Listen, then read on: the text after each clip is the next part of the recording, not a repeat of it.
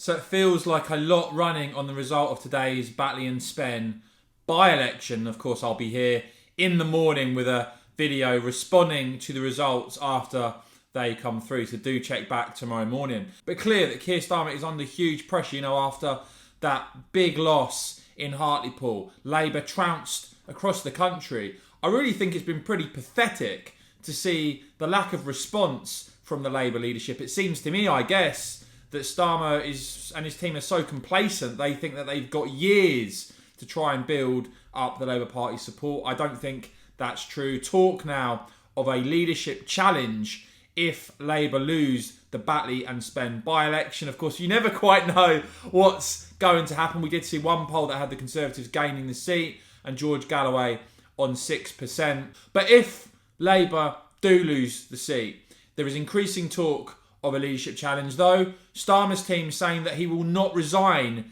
even if they do lose. Now remember, the reason that this prospect of a leadership challenge is pretty realistic is because the Labour Party has shrunk in size, because obviously it lost the last general election and lost seats.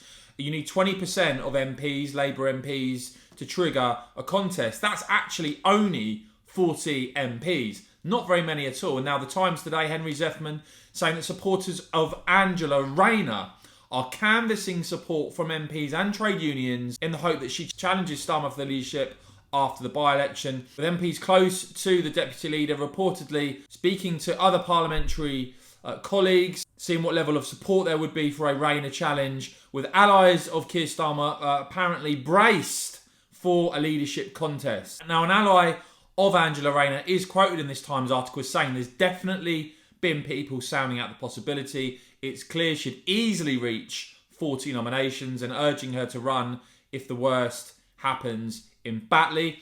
And a Rayner supporter quoted as well as saying the fact is Keir's team messed up so badly after Hartlepool that they can't put it back in the box. Loads of MPs are scared about their seats. You can't control an MP when they're scared about their seat. I think that is, you've got to bear that in mind. A lot of this is going to be MPs thinking, well, if we can't win in Hartlepool, if they do lose in Batley and Spen, obviously Labour had the worst ever by-election result recently in the Chesham and Amersham contest as well. There's going to be a lot of Labour MPs feeling very vulnerable in their seats, even if they previously have been safe seats. Also talk of the likes of Lisa Nandy, Yvette Cooper potentially challenging. Now, to be clear, Angela Rayner herself has said that the story on the front page of the Times tomorrow is news to me, but it seems increasingly likely that if Labour do lose another by-election here, that you could see that challenge to Keir Starmer. And what's striking, I must say, from the comments that have been coming through from you guys, is that you really don't see anyone within the Labour Party who would make you more likely as it stands to vote for them. Now, I did ask members on the channel what their prediction was, and of course, if you want to support my channel, you get the flag next to your name down in the comments below. So do hit the join button, see the link in the top pinned comment. But members' predictions, Ian Ross saying Tory win is his prediction. Labour vote split, but highlights the divide between the middle class woke elite that form the Parliamentary Labour Party and the average voter in Britain. He says the concerns and issues that preoccupy the Labour Party are not those of many in Britain. Poptastic, saying he thinks potentially George Galloway might win as he has taken a lot of Labour votes away from them. And Alan Ives saying, yes, we may well scrape in. Alan, I assume you're talking about the Conservatives there.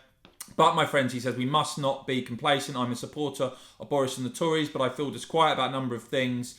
And Alan highlights issues such as illegal migration, education, and the Northern Ireland Protocol. So yeah, guys, let me know your predictions down below. Again, would Angela Rayner as Labour leader make you more likely to vote for them or not? What's your prediction for this by-election? Do let me know in the comments below, guys. And as ever, if you enjoyed this video, do give it a quick thumbs up. Make sure you hit the join button, as I said, if you want to become a member and support my channel. I'd really appreciate it. And of course, as ever, thanks so much for watching.